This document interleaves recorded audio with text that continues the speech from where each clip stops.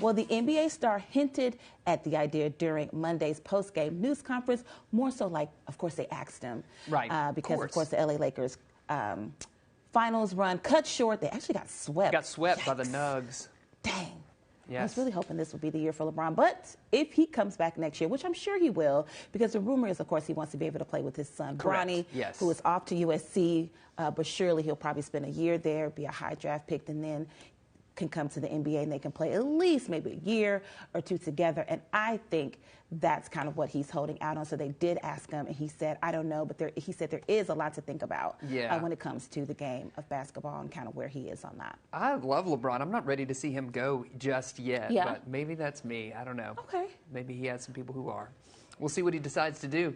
Here's a big company has decided to do something about password sharing. Netflix outlined how it intends to crack down on the rampant sharing of account passwords in the United States. Yeah, I know. It's an attempt to reel in more subscribers for its video streaming service amid a slowdown in growth. So to combat password sharing, here's what's going to happen. Netflix will limit viewership of its programming to people living in the same household. So those who subscribe to Netflix's standard or premium plans, which cost around $15 to $20 per month, will be able to allow another person living outside their house to use their password for an additional $8 per month. That's a $2 discount, the company says, from the company's standard standalone plan.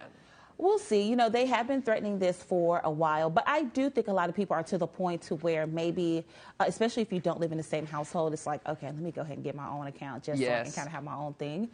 So we'll see what happens here. All I'm saying is don't look at the house family's account.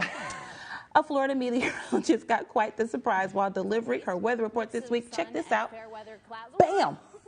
Just a bird. Just wanted to input, you know, maybe its thoughts on the weather during the day. This is Chelsea Embreeze, and she was standing in front of the green screen with a tower cam in the background when a bird came in for a landing on the lens. So the cool part about it is, you know, there's weather cams. Even we have some, and a lot of times you'll see birds, sometimes bugs, will just kind of hang out by the cam. So it's always kind of funny.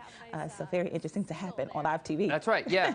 It wasn't breaking news, it was beaking news. Ah, I see what you did there. Thank you. From the Pacific Ocean to the Atlantic Ocean, it was quite a ride for skateboarder Chad Caruso.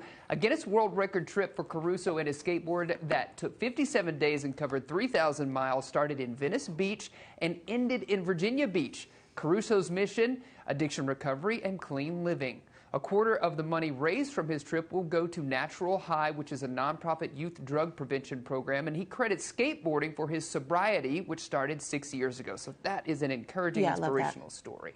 Well, the rock band Foo Fighters has some news to share after Taylor Hawkins' tragic passing last year. The band, they've been secretive about who their new drummer might be. Well, this video posted on Twitter by the band's sound engineer and producer introduced their new drummer, Josh Frissy. I hope I'm Freeze. Freeze, okay, that too. The Foos are getting ready to launch a massive tour. This is their first one without Taylor Hawkins. And guess what? You can actually see them when they come to NWA next month. Yeah, that's right. Exciting stuff.